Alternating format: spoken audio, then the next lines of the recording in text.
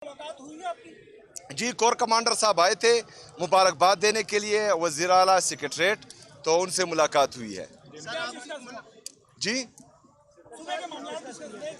देखिए जी, वो मुबारकबाद के लिए आए थे, कोई ऑफिशियल नहीं आए थे, तो अनऑफिशियली गुफ्तगू हुई है और हमारा मौक़िफ़ वही है जो हम बाहर कह रहे हैं, वो जो है अंदर भी वही मौक़िफ़ है। नवंबर में एहतजाज कर रहे हैं, एहतजाज के लिए आ रहे हैं नवंबर में 26 नवंबर को।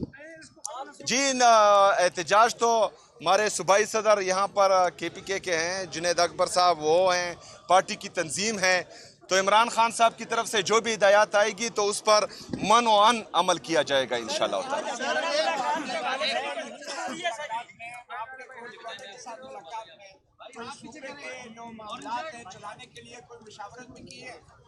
देखिए जी, मैं चीफ एग्जीक्यूटिव हूँ पूरे सूबे का।